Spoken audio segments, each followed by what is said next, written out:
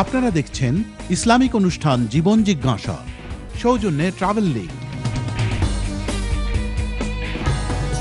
ল্যাঙ্গুয়াটেক, Orbit money transfer এবং Yuan cargo service limited.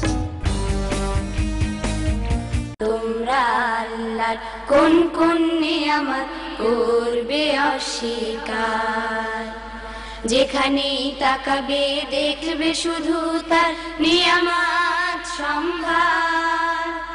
তোমরা আল্লাহর কোন কোন নিয়ামত করবে অস্বীকার।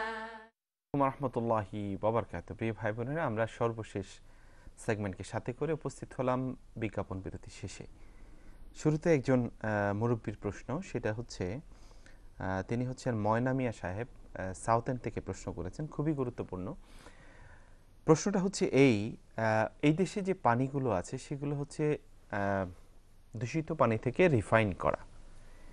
এখন ওনার প্রশ্ন হচ্ছে, এই রিফাইন করা পানিগুলো দিয়ে যে অজু করা হচ্ছে, কারণ এগুলো তো নাপাক ছিল, এগুলো পাক হয়েছে কিনা এই ব্যাপারে ওনার সন্দেহ, এবং এই অজুটা হচ্ছে কিনা।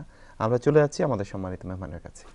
ধন্যবাদ। এটা খুবই গুরুত্বপূর্ণ। আমরা যারা বিভিন্ন ডকুমেন্টারি দেখে থাকি, এই দেশে কিভাবে ওয়েস্টেজ পানিগুলোকে, ব্যবহৃত নাপাক পানিগুলোকে রিফাইন করে আবার সরবরাহ করা হয় বিভিন্ন জায়গায়, সেটা অনেক সময় ডকুমেন্টারিতে দেখা যায়, বিভিন্ন চ্যানেলগুলোতে দেখানো হয়।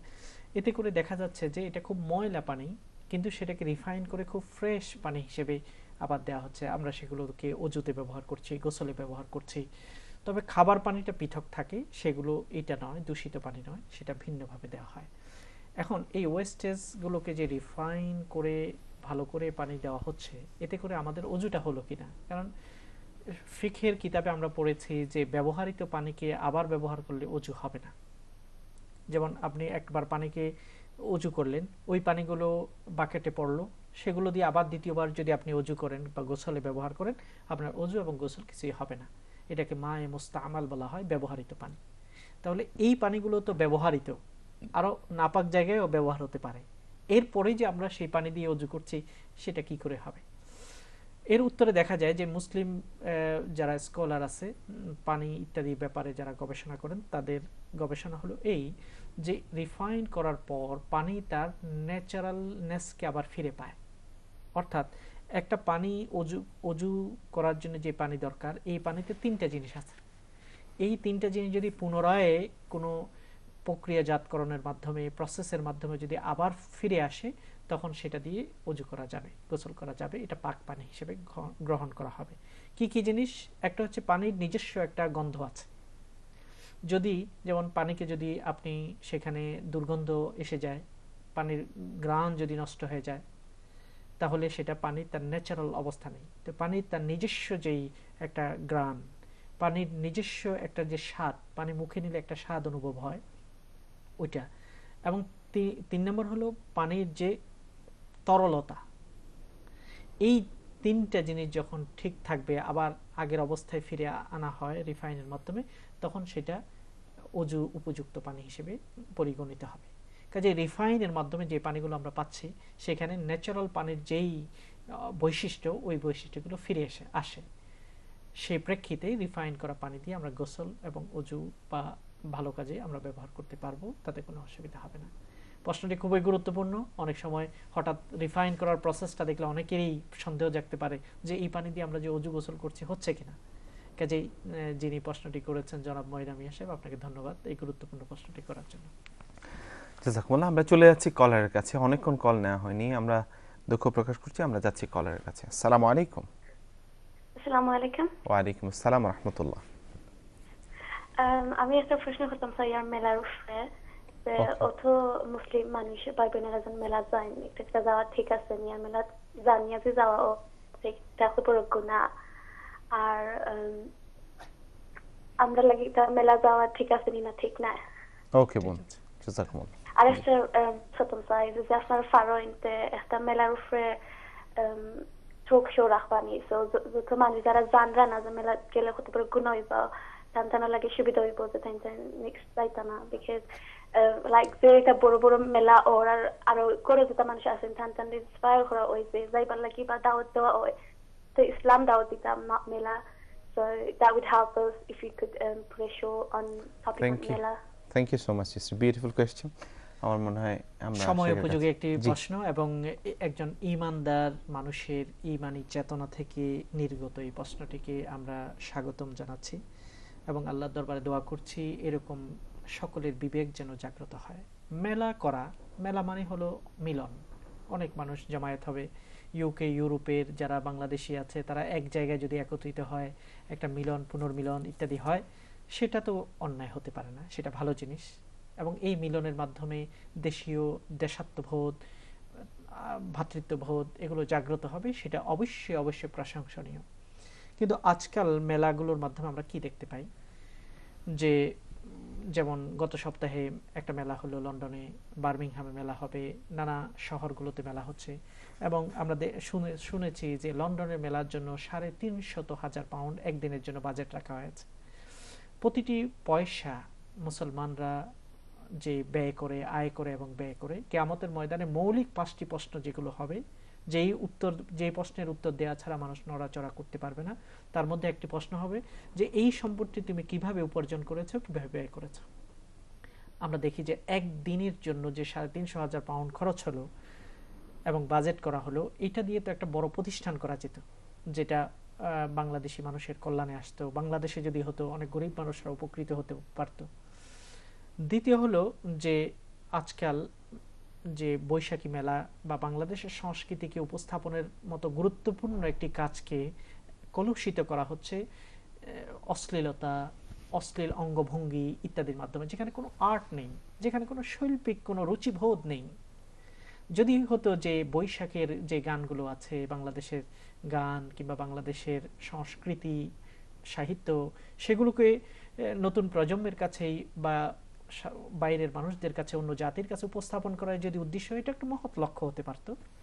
কিন্তু যেই স্টেজগুলোতে যেসব গানগুলো শো করছে, যেসব গায়ক গায়িকারা সেটা করছেন, যেই অঙ্গভঙ্গিতে করছেন, একজন রুচিবান পিতা তার পুত্রকে নিয়ে, তার কন্যাকে নিয়ে কি দেখতে পারেন? 1 মিনিটের জন্য আপনি টিভি চ্যানেল খুলে যদি বিবেকবান হন, রুচিবোধের অধিকারী হন, আপনি তো তাকিয়ে থাকতে পারবেন না। এবং ওই অঙ্গভঙ্গি না করলে দর্শকদের থেকে মঞ্চের মধ্যে কাঁপানো নাকি তৈরি হয় না, এই জন্য এগুলো করতেই হচ্ছে। তাহলে আমরা তো এত অশ্লীল জাতি না যে আমরা যে এই মিথ্যা মেসেজ সারা পৃথিবীর মানুষের কাছে দিচ্ছি, ইউকে ইউরোপের সবচেয়ে বড় মেলা, এথনিক মাইনরিটি থেকে আমরা এইটাই মেসেজ দিচ্ছি যে আমরা এই অশ্লীলতাটাই হচ্ছে আমাদের সংস্কৃতি। এটা তো পুরো জাতির সাথে একটা বিশ্বাসঘাতকতা হচ্ছে। কাজেই আমার এই বোন যিনি এই প্রশ্নটি করেছেন, আমরাও আহত মনেই এই কথাটি বলছি, ঈমানের তাগিদে বলছি, মেলা করুন, সুন্দর সংস্কৃতির বিকাশ করুন, আমাদের নতুন প্রজন্মদেরকে রুটের সাথে সংযুক্ত করুন, শিকড়ের সাথে সংযুক্ত করুন, কোনো আপত্তি নেই। কিন্তু আমরা তো অশ্লীল জাতি না, আমাদেরকে অশ্লীল হিসেবে কেন চিত্রায়ন করা হচ্ছে? কেন বাংলাদেশের সংস্কৃতিকে ওয়েস্টার্ন বোতলে ঢুকিয়ে পেশ করা হচ্ছে? এটা তো ওয়েস্টার্ন অঙ্গভঙ্গি। এই জন্য আমরা নিশ্চয়ই আজকের এই মিডিয়াতে আমরা যে কথাটা বললাম, সেটাতে যারা এর উদ্যোক্তারা আছেন তারা নিজেদের বিবেককে প্রশ্ন করবেন। আপনি কি চান যে আপনার মেয়ে, আপনার ছেলে মেয়েরা এরকম অশ্লীল ভঙ্গি শিখুক এবং আপনি মারা যাওয়ার পরে এই অশ্লীলতাগুলো করুক, যেটা শাস্তি আপনি পাবেন একজন মুসলমান হিসেবে, ওটা আপনার বিশ্বাস আছে? কাজে নিজের বিবেককে আমরা জাগ্রত করি না কেন? প্রতিটি কাজ, মুসলমানের কোনো কাজ বেহুদা হতে পারে না, প্রতিটি কাজ হয়তো ভালো হবে নতুবা মন্দ হবে, 2 ক্যাটাগরি একটির মধ্যে পড়তেই হবে। কাজে এই বিবেচনা থেকে এই কাজগুলো কতটুকু কল্যাণকর হচ্ছে, ফ্রি মিক্সিং করা এবং নারী পুরুষের অবাধ ধাক্কাধাক্কি করা এবং এই জাতীয় যৌন সুরসুরিমূলক অঙ্গভঙ্গি করা, এগুলো যে খুবই ঘৃণিত, খুবই গর্হিত এবং এটা যে প্রতিবাদ করা উচিত প্রতিটি মুসলমানের, এই দাওয়াতটুকু আমরা দিতে চাই। আমরা গোঁড়ামি করতে চাই না, আমরা সংস্কৃতিকে লালন করতে চাই যেটাতে পরিচ্ছন্নতা বোধ আছে, পবিত্রতা আছে। কিন্তু যেখানে পবিত্রতা বোধ নেই, পরিচ্ছন্নতা নেই এবং বাস্তবতা বিবর্জিত, সেটার বিরুদ্ধে প্রতিবাদ করা, ঘৃণা প্রকাশ করা, এটা ঈমানেরই অংশ। এই জন্য এই বোনের প্রস্তাবটি আমাদেরকে সুযোগ করে দিয়েছেন, প্রশ্নটি আমাদেরকে এই কথাটি বলার দায়িত্ব ছিল, সেটা করার সুযোগ আপনি করে দিয়েছেন, এই জন্য ধন্যবাদ। যে যেখানে আছেন, যে সিটিতে আছেন, আল্লাহর মেসেজকে প্রেরণ করুন, নবীদের কাজকে তুলে ধরুন এবং ভালো আদর্শকে তুলে ধরার চেষ্টা করুন। আল্লাহ তাআলা আমাদের সবাইকে যেন সেই কাজটি করার তৌফিক দান করেন এবং সকল অন্যায় অশ্লীলতা থেকে আমাদেরকে দূরে থাকার তৌফিক দেন। আমিন। জি, আমাদের চলে যেতে হবে দোয়াতে। আজকের দোয়াটি হলো যে আমরা অনেক সময় সবাই কোনো না কোনোভাবে বিয়ের অনুষ্ঠানগুলোতে যাই, আকদে নিকাতে অংশগ্রহণ করি, শুধু খাওয়া দাওয়া করে আমরা ফিরে আসি, অথচ ব্রাইড এবং ব্রাইড গ্রুম আমাদের কাছে যে দাবি রাখে, তাদের জন্য যে দোয়া করা, প্রার্থনা করা, মুনাজাত করা, সেই সুযোগটুকু আমরা কাজে লাগাই না। শুধু তাদের খাবারটাই আমরা গ্রহণ করলাম, কিন্তু তাদের কিছুই দিলাম না। সবচেয়ে বড় গিফট হতে পারে নতুন দম্পতির জন্য, নতুন বর এবং কনের জন্য এই দোয়াটি, যেটা আল্লাহ নবী করতেন এবং বিভিন্ন হাদিসের কিতাবে এটি আছে, বুখারী মুসলিম থেকে আরম্ভ করে প্রতিটি আছে। আমরা এখানে নাসাই থেকে রেফারেন্সটি দিয়েছি। যে দোয়াটি হলো, আল্লাহ নবী এইভাবে বলতেন, বারাকাল্লাহু লাকা ওয়া বারাকা আলাইকা ওয়া জামাআ বাইনাকুমা বিখাইর।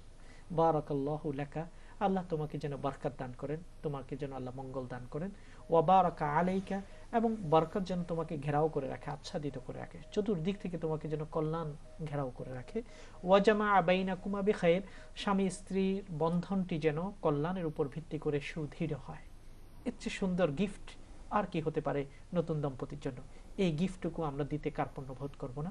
এই জন্য দোয়াটি আপনারা সকলে শিখে নেবেন এবং নতুন দম্পতিদেরকে এই দোয়ার মাধ্যমে তাদেরকে বারাকার দোয়া করবেন এবং তাদেরকে শুভেচ্ছা দেবেন। এটাই আমাদের অনুরোধ থাকলো। আল্লাহ যেন আমাদেরকে সেই তৌফিক দান করেন। আমিন। আমিন। জাযাকুমুল্লাহ শেখ, আল্লাহ যেন কবুল করেন ইনশাআল্লাহ। প্রিয় ভাই বোনেরা, আমরা দেখতে দেখতে একদম শেষ পর্যায়ে চলে এসেছি। আজকে অনেকগুলো মৌলিক কনসেপ্টের বিষয়ে আলোচনা হয়েছে, যেই বিষয়গুলো সহজ সরল ইসলামী জীবন যাপনের ক্ষেত্রে আমাদেরকে এগিয়ে নিয়ে যেতে পারে, আমাদেরকে উৎসাহিত করতে পারে। এখন বিষয় হচ্ছে এই বিষয়গুলোকে আমরা কিভাবে অ্যাকসেপ্ট করছি। আল্লাহর কাছে দোয়া করছি শয়তান যেন মধ্যখানে এসে আমাদেরকে কোনোভাবেই বিব্রত না করে, সত্যিকার মেসেজ যেন আমরা নিঃসংক চিত্তে, কাউকে দেখানোর জন্য না, কাউকে খুশি করার জন্য, একমাত্র আল্লাহর জন্য, আল্লাহর সন্তুষ্টির জন্য যেন অ্যাকসেপ্ট করতে পারি মহান আল্লাহর কাছে, আমি সহ সবার জন্য। এই দোয়া করে আমরা আজকের অনুষ্ঠান এখানে শেষ করছি। আগামী সপ্তাহে আবার আল্লাহ যেন আমাদের সবাইকে মিলিত হওয়ার তৌফিক দেন জীবন জিজ্ঞাসার মাধ্যমে। ওমা তৌফিক ইল্লা বিল্লাহ। আসসালামু আলাইকুম ওয়া রাহমাতুল্লাহি ওয়া বারাকাতুহু। তোমরা আল্লাহর কোন কোন নিয়ামত করবে অস্বীকার, যেখানেই তাকাবে দেখবে শুধু তার নিয়ামত সম্ভার।